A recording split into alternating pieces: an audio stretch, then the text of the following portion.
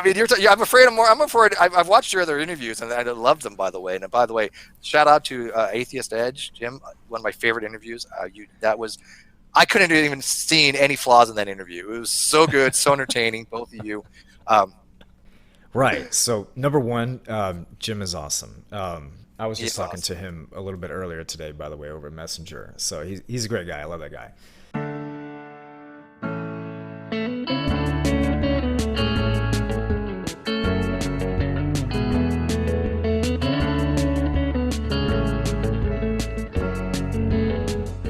While it's unreasonable to believe that you and I might die for what we mistakenly thought was true, it's unreasonable to believe that these men died for what they definitely knew to be untrue.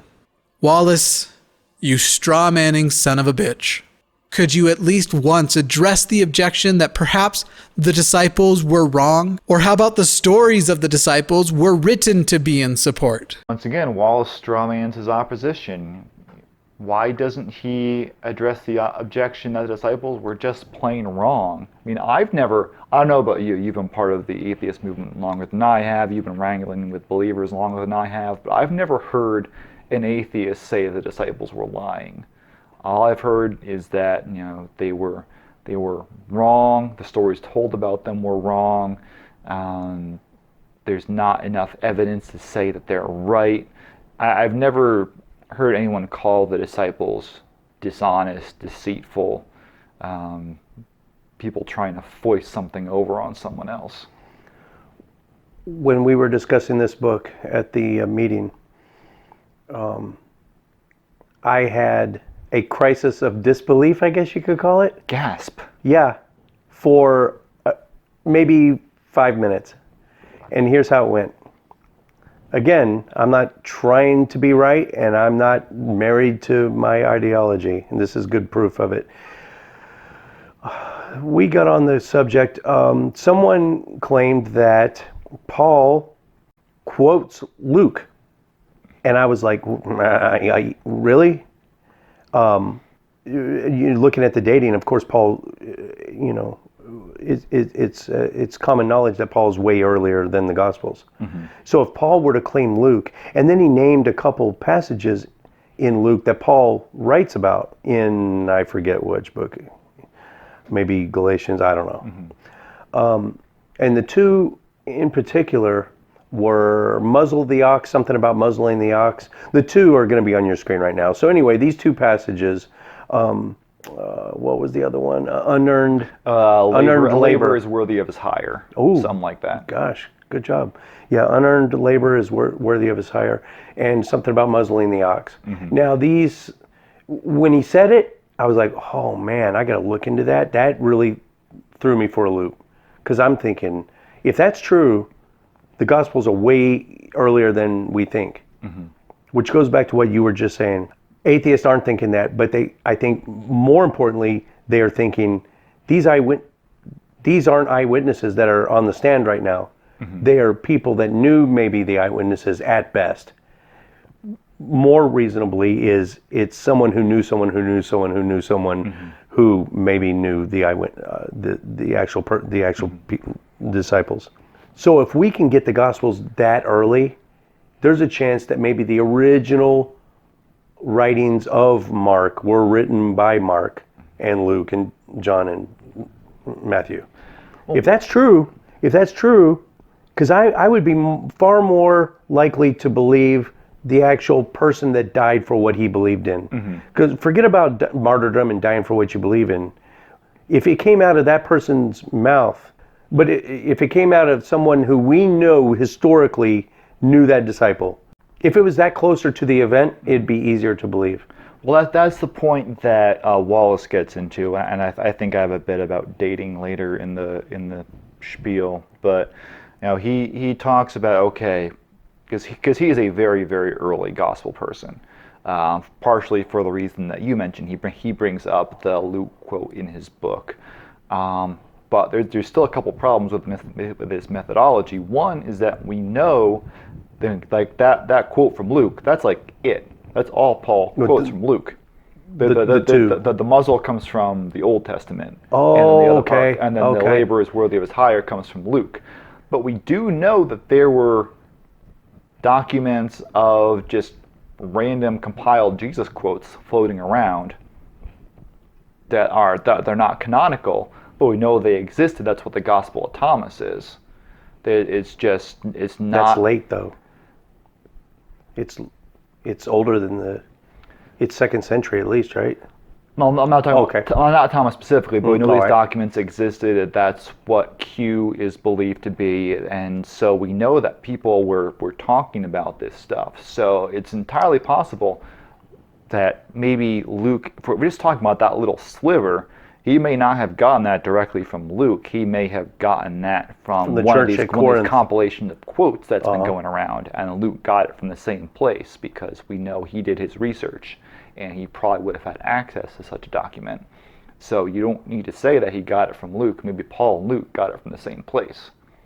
And if it's an Old Testament quote, that was the muzzle Yeah, of dogs, course right? the Old Testament was Jesus said hundreds it. of Of years course, ago. Paul said it too because it was in the Old Testament and everyone knew it anyway. Yeah, so the Old Testament. We can isn't scratch the that issue one right here. off. So the unearned, the labor deserves his pay or whatever it is. Yeah, and That one sounds like, and that's why I only had my little crisis for like 5 minutes when I realized, oh, okay, it's just these two at the time I thought, but now it's just one.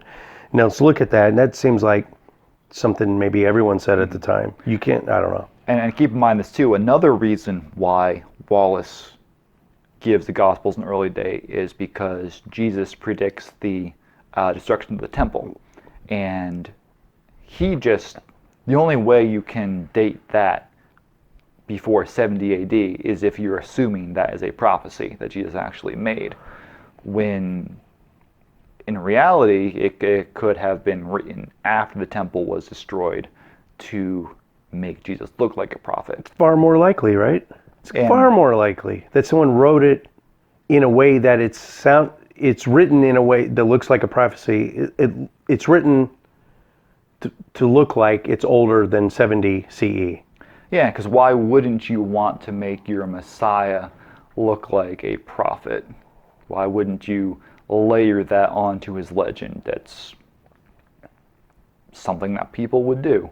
Beyond a reasonable doubt, this is the highest level of proof required by the law, usually reserved for criminal trials. This standard is met when there is no plausible reason to believe that a proposition is untrue. Well, I want to say that, quote, magic isn't real would be a reason to believe that a proposition is untrue. But according to Wallace, I'm just showing my bias against the supernatural once again. He adds in beyond a reasonable doubt, which is the crux, it's the core tenet of courtroom proceedings. It's the instructions to the jury. So is spectral evidence. They don't even get a chance to see that because those people they don't get on the stand. It's even less than beyond a reasonable doubt. If someone says, I had a vision, someone came to me in a vision while I was sleeping last night, or the night of the murder, and told me that this person was murdered by X person. That person doesn't get on the stand. A vision in your dream is not any type of evidence. Well, we don't even need to go there. We can say God did it is never a proposition that is seriously proposed in court, and yet, once again, we're expected to say God did it is a reasonable explanation for the resurrection. Why? Yeah, I don't know. Andrea Yates, I forget when, a few years ago, drowned 5 babies in a bath, 5 of her kids in the bathtub, her babies. And she said on the stand that God told her to do it. It was completely not admissible. I mean, Yeah, no one exonerated her because of that. No one even thought to consider exonerating her for that. It wasn't even on the table. How is this any different? The existence of true evil necessitates the presence of God as a standard of true virtue. It turns out that the existence of evil is actually another evidence for God's existence, another piece of the puzzle that reveals God's image. Yes, some people do shitty things to each other. We notice this behavior and we label it evil. By contrast, we notice nice behavior and call it good. And it's impossible that we just recognize this good behavior because of the positive effect it has on people in society. That's crazy. No, we must be measuring it against the standard of an invisible, immaterial being who doesn't evidently exist and whose recorded actions need to be explained away in light of our own understanding of good anyway. Yes, that must be it. Okay, I love this spin on the problem of evil. Like, you wouldn't even know what evil was if God wasn't the standard of good. I mean, okay, if you want to go that route, that's fine, but maybe we wouldn't know what evil was if God wasn't the standard of evil. Maybe he's an evil God, and that actually would explain all the plagues, all the genocides, the whole eternal doom by default thing, a vengeance only satisfied by human sacrifice. Like, that doesn't sound like the standard of good to me. Without getting into a whole objective and subjective morality and what is morality, but my personal views on morality don't include, you've heard this a million times, Chris, but maybe they haven't. My views on morality, I purposely don't include the following 6 words: right, wrong, good, bad, ought, and should. Leaving those out, morality in itself is just those actions which increase overall well-being while simultaneously decreasing overall suffering. So this whole, we can toy around with the idea, what if God isn't omnibenevolent? This would explain a lot of things, but then we have to look at, okay, we're assuming God exists, divine command theory, anything he does is automatically a good thing. Wiping out the entire earth with a flood, a plague of locusts, I don't know. Anything he does increases overall well-being if you believe in God. So anything he does by definition would have to be good. That's why I don't use good or evil.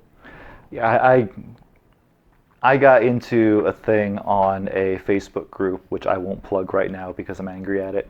But I know the one I'm following it. I know you know what I'm talking about. But someone made the case that atheists, they actually get their morality from God. They're cribbing off of the morality that God gave us, even though we're asserting that it's our own. But okay, if God is a source of morality, and I use that God-given morality to realize that God is awful because he commands genocide and plagues and floods the whole world, and he kills people for touching the ark and all that stuff, then is that an indication that your we're getting our morality plays from an evil God? If I can use God's morality to determine that he's evil, then is that something I came up with myself, or is God trying to tell me that he's evil? That's good. I never saw it that way. Questions about why God might not stop evil are a bit premature. At best, we can say only that God hasn't stopped evil yet. But God has all eternity to act in this regard. Our eternal life provides the context for God to deal justly with those who choose, hate, and perform acts of evil. This is really simplistic. Just at the end there, the hate, when people choose hate and perform acts of evil, there's an essential sense of morality that people are born with, that evolution has given us. But when people act against that, that's if they're acting quote unquote evilly or evil, then that sounds to me like people who are serial killers or those kind of extremes. And in those cases, that's about brain damage. That's not about any sort of lack of human morality. So really, I mean, a lot of the evil acts that happen by someone like a serial killer, that all stems from their brain matter, and they are born that way. And so that is a direct link between what we are born and what we are quote unquote given by God. So there's no one else to blame in that evil. I like this one too. It's like, oh, just you wait. Any second now, God's going to show you evildoers what for. But in the meantime, we have billions of people who suffer and die, and the problem of evil and the ubiquity of human suffering cause more and more people to reject the idea that there's a loving God out there who cares for them. So what's God waiting for? If he's going to make it all right someday, well, why not today? Why not yesterday? Why not 100 years ago? Amen. I don't have anything good to say to that. I mean, you've said it all. Just shout it from the rooftop. It's not enough that I may have someone who heard what these witnesses once said about an event. If I called those second-level witnesses into court, their testimony would be considered hearsay. It would be inadmissible simply because the original witness was no longer available to be cross-examined for evaluation. This is a reasonable standard to hold for criminal trials, but this standard is simply too much to require of historical eyewitness testimony. Okay, so we alluded to this earlier, and this is a place where Wallace actually acknowledges that criminal trials and historical inquiries are two different beasts, and the standards for one may not necessarily carry over to the other. But that's the thesis of his book. Its entire premise is that his experience as a criminal investigator does carry over, and the only time he makes the distinction is when his own premise backfires when you apply it to his own side. Do you think he realized what he's saying here? He's kind of given up his entire theory. We know people can compartmentalize, and there's confirmation bias at play, and you can find ways to rationalize anything, and I think that's what he's doing here. And what is the most common way to convict a homicide suspect in the 21st century? DNA evidence? Forensics. Forensics, yeah. If he really wants to apply his knowledge, I don't know the percentage. Let's say 95% of all murder cases get solved. The cornerstone of every successful homicide investigation is forensics. Let's say 95%. Yeah. He does. I don't remember him even addressing it in this. If it's that important in his occupation, wouldn't he even address it? Wouldn't he try to draw a parallel if he says he's using the same standards? Well, the problem is we don't have forensics when it comes to the Bible. We don't. But could we not hold out evidence for that? Hold out judgment in the absence of the evidence? Well, I mean, that's part of the problem with the book is that, we have forensics in criminal investigations. We don't have that with the Bible.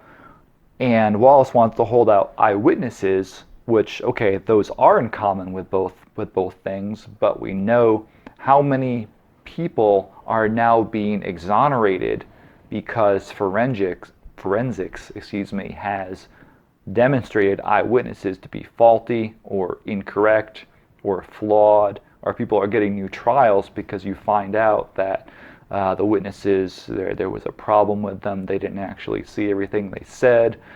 And so forensics is far more reliable than eyewitnesses. And admittedly, sometimes eyewitnesses are all you have in historical inquiry. We're working with what we got. It may not be the best, but it's what we got. It's even though this is history and it's not, it's still, he's treating it like a cold case, and he's pumping up his expertise. He doesn't even address that, and it doesn't. Just because it was 2,000 years ago doesn't mean there could be some forensic evidence that emerges now.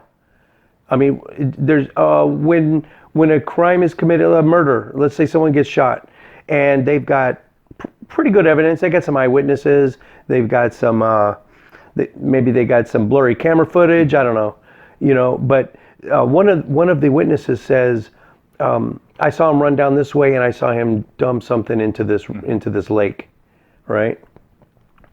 That investigation, if they could not produce, let's say, He said, they found shell casings for a 357 revolver, and then using that information and then the eyewitness testimony of the suspect dumping what could be the pistol in the lake, they would hold out. That case would be suspended. Even if they had enough to convict him, they would keep that case open, most likely, until they dredged that lake. And if they couldn't find it, they would keep trying. And that case could very possibly stay open. Even if they think they could maybe win that case without it, they're still going to hold out for that actual physical evidence. Yeah, and that's the whole problem with his inquiry into the resurrection, is that we don't have a smoking gun. But it's not implausible to think that we might later on. Remember that ossuary of James, Jesus' brother? Turned out to be a fake. With its, extra inscriptions were inscribed way later. James, the brother of Jesus. But for even now, if you look online, the ossuary of James, there's still a lot of people that think that thing's legitimate. The Shroud of Turin. So if something similar, we know that one was a fake, but if something similar turned up, and consensus is this is genuine. We found a tomb in Jerusalem, and we had never seen this before. We unearthed this, so we peeled back the layers, and we saw an inscription on the inside of the cave, and it dates properly. This is where Jesus was buried. That would be huge. Yeah, if there was a cave in Jerusalem where someone found a graffiti that said Jesus was here in Aramaic, and it could be dated to the 1st century AD. What would that do to you? We'd have to talk about it. We'd have to talk about it. We'd have to evaluate. But until then, let's leave the case open and not just plug in an answer because we think it fits. Yep. Atheist Edge. Walking the edge of what some consider offensive. But your feelings don't matter here. Only facts.